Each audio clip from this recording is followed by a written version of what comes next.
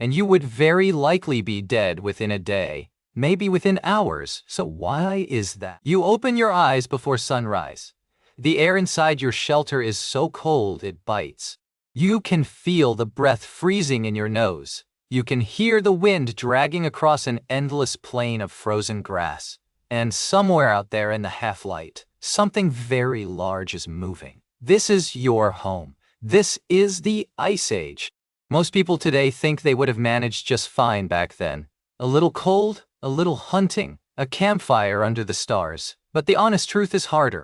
Drop a healthy modern adult onto this frozen plain with no preparation, and you would very likely be dead within a day, maybe within hours. So why is that?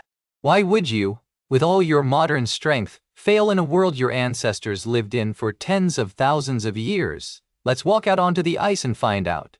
First, you need to understand what the Ice Age actually was.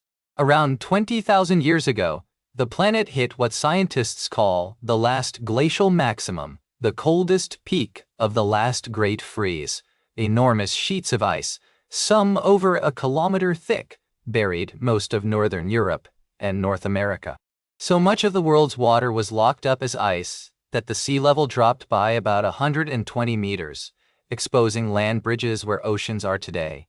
Where you are standing was not buried in ice, but it was brutal. A vast, dry, freezing grassland that scientists call the Mammoth Steppe, stretching across Europe and Asia. Picture Siberia, but everywhere. The wind never stops. The growing season is tiny. And the animals are enormous. This is the first thing that would kill you. The cold. Your body burns energy just to stay at 37 degrees. Out here, exposed with wind tearing the heat off your skin, you would slide into hypothermia fast. Your thinking slows. Your hands stop working. You stop being able to make the very decisions that could save you. Without the right protection, the cold alone could end you before you ever saw a predator. And the people who lived here knew that. So they did not rely on their bodies. They relied on their minds. They made clothing. Not a hide thrown over the shoulders, but real, fitted clothing, sewn. We know this because archaeologists have found eyed bone needles, delicate sewing needles carved from bone with a hole threaded through them at Ice Age sites across Siberia and Europe, some tens of thousands of years old. With those needles, they stitched tailored layers from animal skins, fur turned inward, seams sealed against the wind. That is engineering. You would be shivering in a blanket. They were wearing a designed cold weather suit. And then there is fire, which out here is not a comfort, but a lifeline. There is almost no wood to burn. So Ice Age people learned to burn what they had, animal bone and fat, which catch slowly but blaze hot once lit. Could you start a fire in a screaming wind, with no lighter, no dry tinder, and frozen fingers? Most of us could not. For them it was a skill drilled into childhood, as basic as walking. There is the water problem too, which is easy to forget. Everything liquid is frozen solid.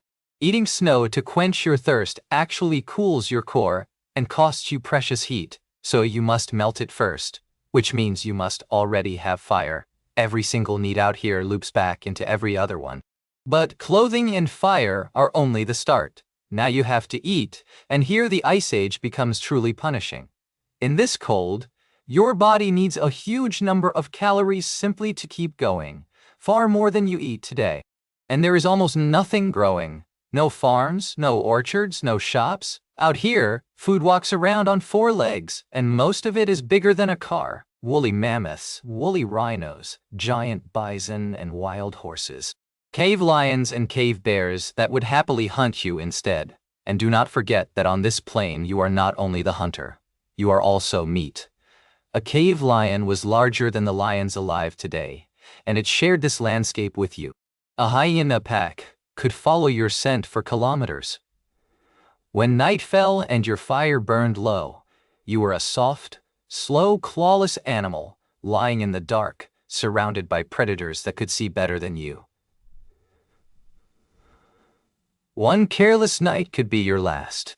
So picture the hunt you would have to join.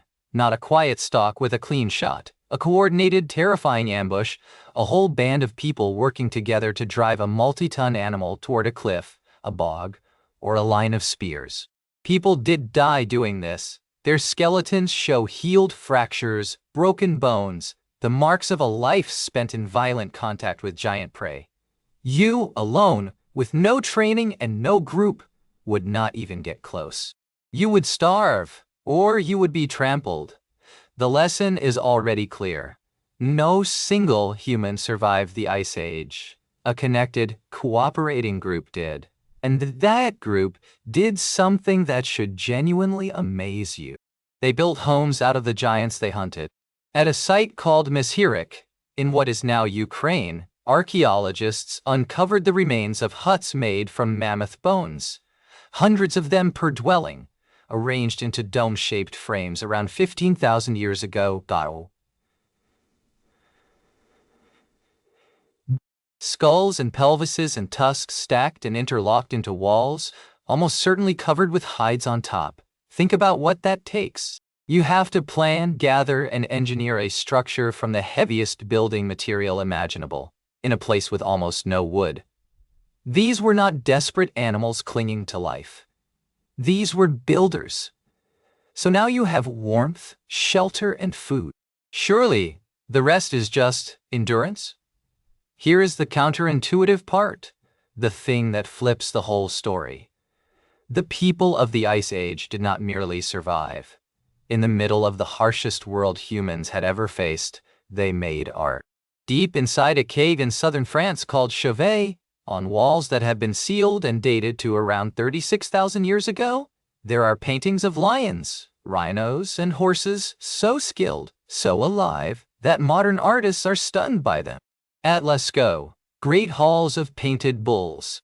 And at a site called Dolní Věstonice in what is now the Czech Republic, from over 25,000 years ago, archaeologists found small figures of animals and people, including a famous female figurine made of fired clay.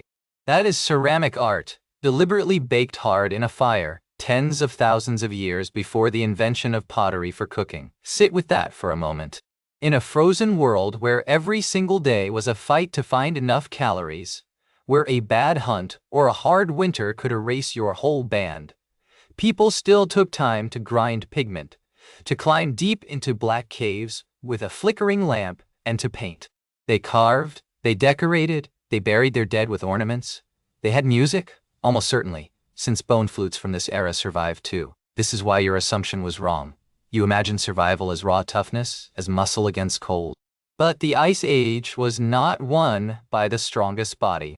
It was won by the most prepared mind, by knowledge passed from person to person, by the needle and the planned hunt and the shared fire, and by a culture rich enough to make beauty while staying alive.